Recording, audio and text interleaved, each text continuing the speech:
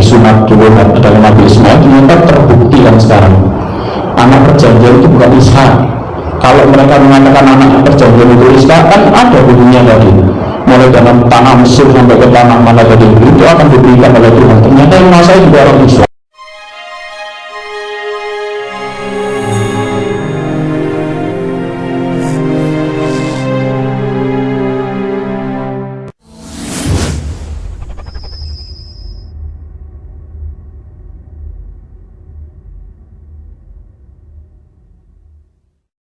Yang disunat dulu dalam Nabi Ismail ternyata terbukti kan sekarang anak perjanjian itu bukan Ishak. Kalau mereka mengatakan anak perjanjian itu Ishak, kan ada bunyinya tadi, mulai dalam tanah Mesir sampai ke tanah mana tadi itu akan diberikan oleh Tuhan. Ternyata yang menguasai juga orang Israel. Ya, jadi masih di Prayitno saudara berkata bahwa yang menjadi keturunan yang menjadi anak perjanjian adalah bukan Ishak tapi Ismail. Nah, tentu saya mau berkata bahwa kamu tidak punya bukti apa-apa untuk mengatakan hal itu. Dan ini adalah sejarah orang Yahudi. Mereka yang mengalami hal itu adalah leluhur mereka. Dan kamu tidak punya hak untuk mengatakan hal itu, karena memang tidak punya bukti yang mengatakan bahwa Ismail adalah anak perjanjian. Nah, kamu membohongi publik, orang-orang yang duduk melihat kamu mata menyala, enggak ngerti apa-apa, percaya dengan omongan kamu. Nah, pertama, ketika melihat narasi di dalam kitab Kejadian, mulai dari Kejadian pasal 12, ketika Abraham dipanggil oleh Tuhan keluar dari Ur Kasdim, Tuhan memberikan janji bahwa pergi dari negerimu ini ke negeri akan kutunjukkan kepadamu, dan aku akan membuat engkau menjadi bangsa yang besar. Itu adalah janji Tuhan. Nah, kemudian itu juga tidak langsung terrealisasi di dalam perjalanan kehidupan Abraham. Nah, nanti ketika kita membaca misalkan Kejadian pasal 15, Abraham seakan menagih janji yang Tuhan berikan kepadanya, bahwa Tuhan berkata bahwa akan memberikan kepadanya keturunan, akan membuatnya menjadi bangsa yang besar. Tetapi kini dia sudah tua dan akan mati. Lalu Abraham berkata bahwa yang akan menjadi ahli warisku adalah Eliezer, karena engkau tidak memberikan keturunan kepadaku. Nah, itu adalah cerita mengenai Abraham. Lalu ketika kita melihat kelanjutan cerita itu, di mana Tuhan belum menempati janjinya bagi Abraham, Tuhan belum memberikan keturunan kepada Abraham yang lahir dari istrinya Sarah. Nah, Sarah melihat budaknya Hagar dan berbicara dengan tuannya Abraham. Lalu Abraham bersetubuh dengan Hagar, baru melahirkan Ismail. Ya, kalau di dalam Kejadian pasal 16 itu sangat jelas di sana. Dan kemudian menegaskan di situ bahwa keturunan Ismail itu akan menjadi seperti keledai liar. Ya, itu jelas di dalam Alkitab, di dalam Kejadian pasal 16. Nah, kemudian sekarang kita lihat bahwa kalau Ismail adalah anak perjanjian, maka setelah Tuhan berikan Ismail bagi Abraham, maka tentu Tuhan tidak akan lagi memberikan keturunan. Tapi yang kita lihat, kembali kepada Kejadian pasal 17, Tuhan kembali menegaskan bahwa akan memberikan anak bagi Abraham. Dan anak perjanjian itu adalah Ishak, yang nanti kita melihat ceritanya dalam narasi berikutnya. Nah, kemudian kita masuk dalam Kejadian pasal 18. Sewaktu Abraham di pohon terpantin dekat Mamre, dan 3 orang yang mendatangi Abraham, lalu memberikan janji bahwa ketika tahun depan seperti ini, maka Sarah, istri Abraham, sudah akan mempunyai anak. Nah, ini kamu harus jujur dengan dirimu sendiri, bahwa kalau memang Ismail adalah anak perjanjian, kenapa Tuhan masih melanjutkan janjinya untuk memberikan anak kepada Abraham? Nah, kemudian kita sampai pada Kejadian pasal 21 ayat 1 sampai 7. Di situ Tuhan mulai menggenapkan janjinya atau memberikan keturunan kepada Abraham yang lahir dari istrinya sendiri, Sarah. Kejadian pasal 21. Ya. Nah, itu sangat jelas. Nah, kemudian kita baca di ayat yang ke-10-nya, Abraham mengusir Hagar dan Ismail. Lalu ketika Abraham, karena ini ada pengusiran, ini ada permintaan dari Sarah yang ketika melihat Ismail dan Ishak bermain bersama-sama, maka dia merasa tidak nyaman karena dia sudah punya anak. Janji yang Tuhan mau berikan kepadanya kini sudah terrealisasi, maka dia meminta untuk mengusir Ismail dan Hagar dari Abraham. Jadi tidak boleh tinggal lagi bersama Abraham. Mereka harus pergi karena sudah ada anak mereka yang lahir dari rahim Sarah sendiri. Nah, kemudian dari cerita di situ Abraham sangat marah dan menjadi sebal karena perkataan istrinya Sarah. Tetapi saudara tahu apa yang Tuhan katakan di situ? Tuhan bilang yang akan menjadi keturunan Abraham, yang akan disebut menjadi keturunan Abraham adalah Ishak. Yang akan disebut keturunan Abraham adalah Ishak. Kejadian pasal 21 ayat 12. Nah, apa yang kamu mau bantah? Ini adalah kata kitab suci.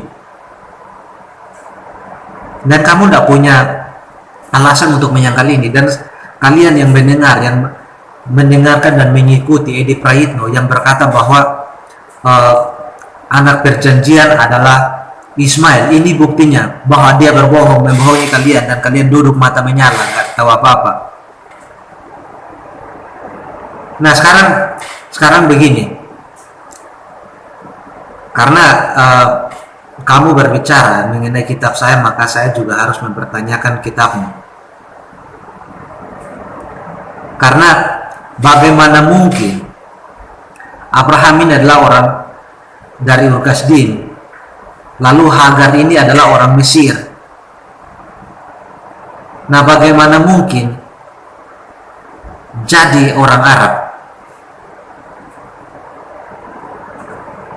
Dari mana mungkin keturunannya jadi orang Arab?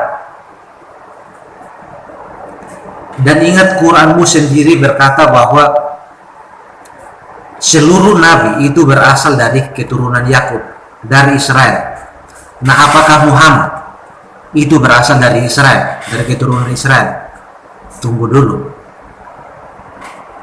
Kalau kita baca surat Al-Jasiyah 45 ayat 16 itu dikatakan gini, dan sungguh kepada Bani Israel telah kami berikan kitab Taurat, kekuasaan dan kenabian. Kami anugerahkan kepada mereka rezeki yang baik, dan kami lebihkan mereka atas bangsa-bangsa pada masa itu. Dari bagian ini kita melihat bahwa Nabi Muhammad bukan keturunan Bani Israel. Ayat ini berkata jelas bahwa Allah memberikan kitab, memberikan kekuasaan, memberikan kenabian kepada Bani Israel.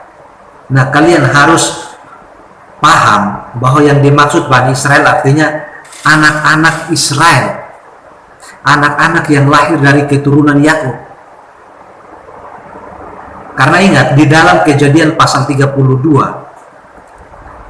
ketika Yakub bergulat dengan Tuhan, dengan malaikat yang ada pada malam hari itu, di situ berkata bahwa lalu kata orang itu, namamu tidak akan disebutkan lagi Yakub tetapi Israel. Ya, jadi Bani Israel itu adalah bukan bukan seperti yang kamu maksudkan. Bani Israel itu kenabian harus berasal dari keturunan Yakub. Nah, Muhammad kan bukan keturunan Yakub. Muhammad bukan keturunan Yakub.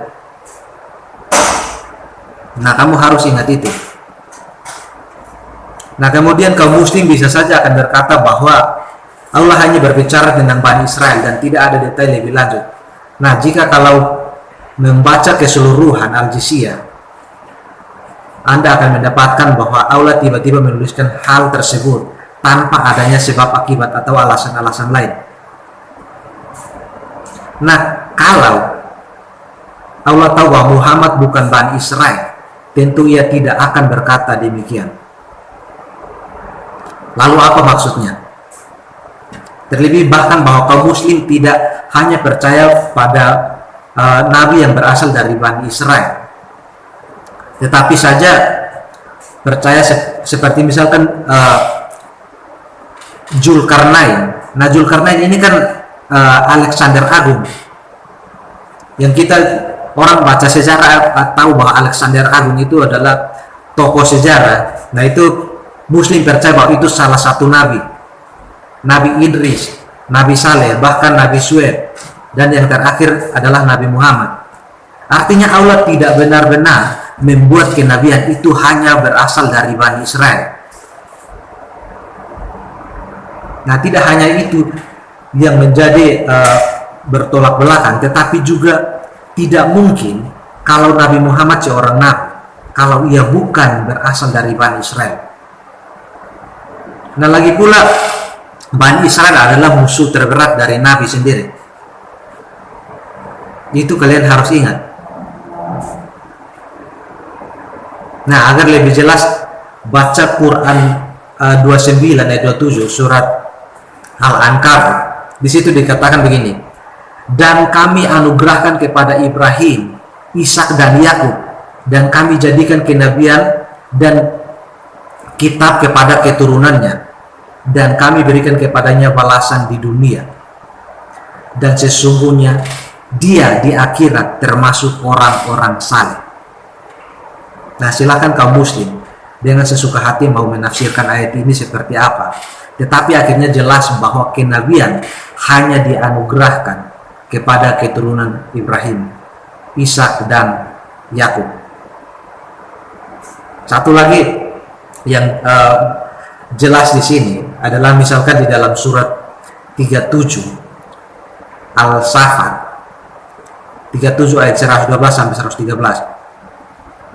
Kepada kami dilimpahkan keberkahan kepadanya dan kepada Ishak, dan di antara keturunan keduanya ada yang berbuat baik dan ada pula yang terang-terangan berbuat zalim terhadap dirinya sendiri. Nah, kalau kita lihat Ismail ini kan lebih tua ketimbang Ishak dan juga seorang nabi menurut muslim, karena kalau Kristen tidak percaya Ismail itu nabi, Kristen tidak percaya Yakub itu nabi. Nah, kalau mau melihat berdasarkan kitab suci kami, Perjanjian Lama yang ada jauh, sangat jauh sebelum adanya kitab kami, itu tidak ada Nabi Sulaiman dan sebagainya, Nabi Yakub, Nabi Adam, tidak ada. Nah, seharusnya kami yang harus menolak setiap pernyataan yang kalian lontarkan, karena kami yang punya kitab kok. Nah, sekali lagi, Ismail adalah yang lebih tua ketimbang Ishak. Tetapi mengapa Allah lupa menulis namanya dalam ayat tersebut? Mengapa? Ismail adalah anak tertua dari Abraham.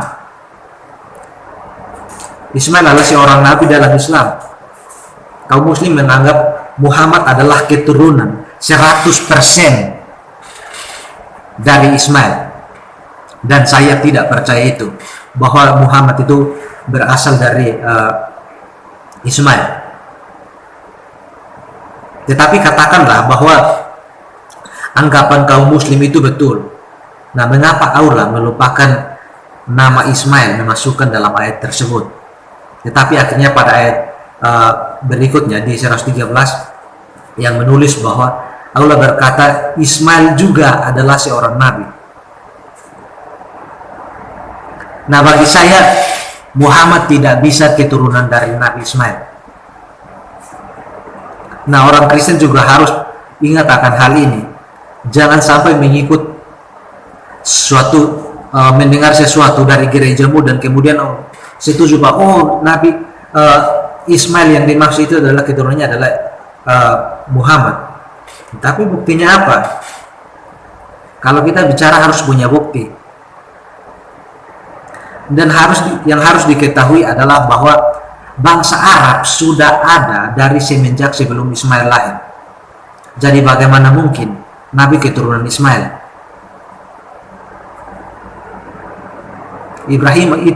Abraham itu adalah bangsa Aram. Hagar orang Mesir. Lalu anaknya orang Arab, logiknya dari mana?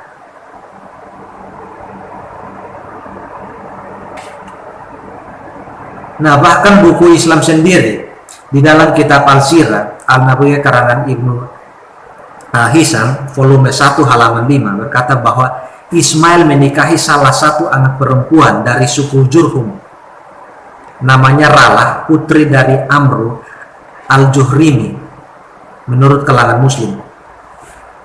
Nah, suku Jurhum ini menjadi Kristen sekitar 400 tahun sebelum kitab Al-Ghani.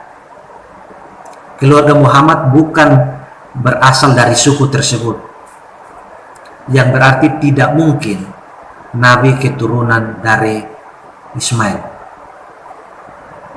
Nah, banyak yang berkata bahwa bukankah Alkitab mengatakan bahwa Tuhan akan membuat keturunan Abraham menjadi sangat banyak seperti pasir di laut dan bintang di langit dan sebagainya.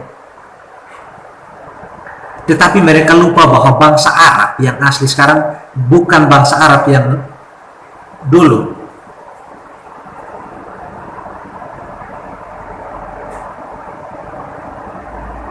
Mereka lupa akan hal itu. Jadi inilah informasi yang keliru yang beredar, yang terkadang sampai di gereja-gereja kita. Dan dengan demikian gereja menyetujui bahwa Ismail itu Muhammad itu adalah keturunan dari Ismail dan bersatu hati untuk menyebarkan kebohongan.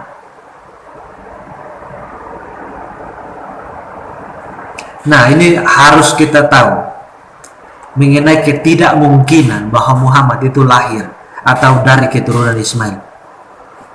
Nah, saya sebenarnya tidak mau singgung kamu mengenai ini, tapi karena kamu bicara mengenai kitab saya seenak kepalamu, maka saya harus memberi jawaban terhadap hal ini. Enak aja kamu ngomongin kitab saya, giliran saya ngomong tentang kitabmu emang nggak bisa? Bisa dong. Dunia keterbukaan ini tidak ada sesuatu yang tersembunyi, semuanya terbuka lebar. Dan kalau terbuka lebar ya kita harus baca, tidak mungkin kita punya buku lalu kita masukin ke kolom tempat tidur. Jadi supaya kamu sadar, dan kalau bicara di dalam jemaahmu, bicaralah yang membangun jemaahmu, jangan kamu bahas pasal kitab saya. Karena ketika kamu bahas kitab saya, maka saya punya hak untuk menjawab itu, dan saya punya hak untuk men-counter kamu. Jadi mungkin ini yang dapat saya sampaikan, dan Tuhan kiranya berkati saudara sekalian dimanapun berada.